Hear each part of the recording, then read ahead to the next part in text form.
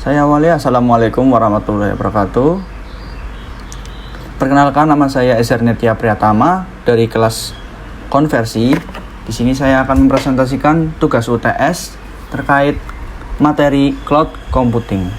Nah, di sini saya mengambil jurnal dari Jurnal Ilmiah Komputer dan Informatika atau Komputa dengan volume 9 nomor 1 pada tanggal Maret 2020 dengan nomor ISSN sebagai berikut. Judul yang saya ambil kali ini adalah jurnal tentang penerapan teknologi cloud computing pada katalog produk di Balatkop, Jawa Barat. Penulis Herdiansyah Pratama Ginanjar dan Angga Setiadi. Nah, di sini ada abstrak, tapi saya langsung jelaskan saja di bagian sesuai dengan tugas UTS-nya. Pertama adalah latar belakang penelitian.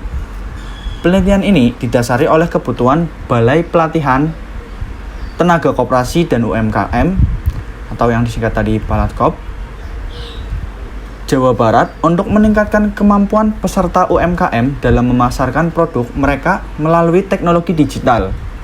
Banyak peserta UMKM yang kesulitan membuat dan mengelola website sendiri karena kurangnya keterampilan teknis, pendidikan terakhir yang rendah, serta keterbatasan fasilitas yang disediakan oleh Balatkop seperti platform katalog produk berbasis web.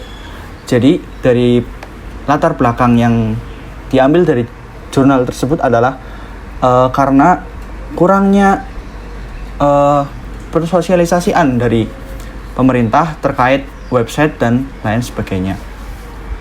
Kemudian tujuan dan manfaat penelitian.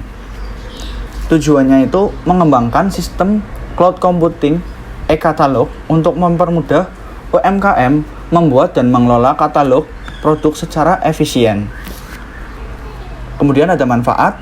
Manfaatnya mengurangi biaya yang dikeluarkan UMKM untuk jasa pembuatan dan pengelolaan website. Dan kedua ada memberikan solusi mudah bagi peserta UMKM dengan penyimpanan data yang terpusat dan dapat diakses kapan saja dan di mana saja. Nah, kemudian dari jurnal ini juga ada metode penelitian. Nah, metode penelitian yang diambil oleh jurnal ini adalah penelitian ini dilakukan melalui berbagai tahap. Ada analisis masalah yang dihadapi oleh Balatkop dan UMKM, kemudian desain sistem yang mencakup analisis kebutuhan fungsional dan non-fungsional, diagram alur dan diagram database. Kemudian implementasi teknologi cloud computing pada server virtual, private server VPS untuk mendukung layanan seperti SaaS yang bisa kita lihat di sini. Ada SaaS, IaaS dan PaaS. Kemudian ada pengujian sistem untuk memastikan bahwa layanan tersebut dapat digunakan dengan baik. Nah, tadi merupakan metode pelayanan yang ada di jurnal ini. Kemudian, teknologi apa aja sih yang sudah diterapkan pada jurnal ini? Teknologi yang diterapkan adalah cloud computing dengan 3 model layanan. Nah, yang tadi kita jelaskan, yang pertama ada mungkin ada IA, software as a service. Kemudian ini ya, ada software as a service, merupakan kemampuan yang diberikan kepada konsumen untuk menggunakan aplikasi penyedia dapat beroperasi pada infrastruktur awan. Singkatnya, memberi layanan aplikasi berbasis cloud. Kemudian ada platform as a service atau disingkat PaaS. Nah, ini singkatnya saja, memberikan platform pengembangan aplikasi berbasis web. Kemudian ada IaaS, menyediakan infrastruktur virtual untuk kebutuhan komputasi. Kemudian ada virtual, yang tadi kita lihat,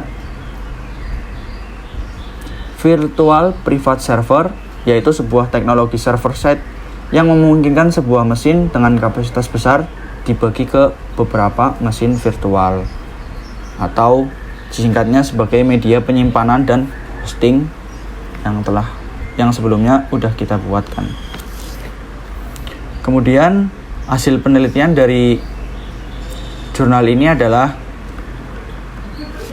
pertama, ada pembuatan website katalog menjadi lebih mudah dan praktis bagi peserta UMKM. Jadi tujuan utama dari pembuatan jurnal ini adalah kita menghasilkan website katalog yang membuat peserta UMKM itu lebih mudah untuk memasarkan produknya.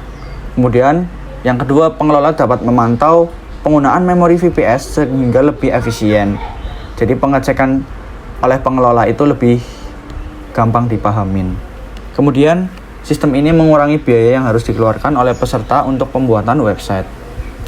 Nah, selanjutnya poin ke-6 ya, yang terakhir, saran untuk penelitian selanjutnya. Mungkin dari saya itu ada mungkin mengembangkan penelitian menggunakan teknologi lain seperti grid computing atau fog computing. Kemudian kedua, ada meningkatkan aspek keamanan antarmuka pengguna UI untuk pengalaman pengguna yang lebih baik. Kemudian ada menambah fitur analitik data untuk membantu UMKM memahami performa produk mereka secara lebih mendalam. Nah, yang keempat itu mungkin mengintegrasikan sistem dengan platform e-commerce populer untuk memperluas jangkauan pasar. Jadi, mengintegrasikan ini adalah lebih ke arah mengkoneksikan kepada platform-platform yang sekarang jadi lebih populer atau pemasarannya lebih efisien lagi dan lebih banyak dikenal oleh seluruh orang di mana saja. Nah, mungkin itu saja sekian dari saya mengenai pembahasan jurnal yang telah saya ambil. Kurang lebihnya mohon maaf. Wassalamualaikum warahmatullahi wabarakatuh.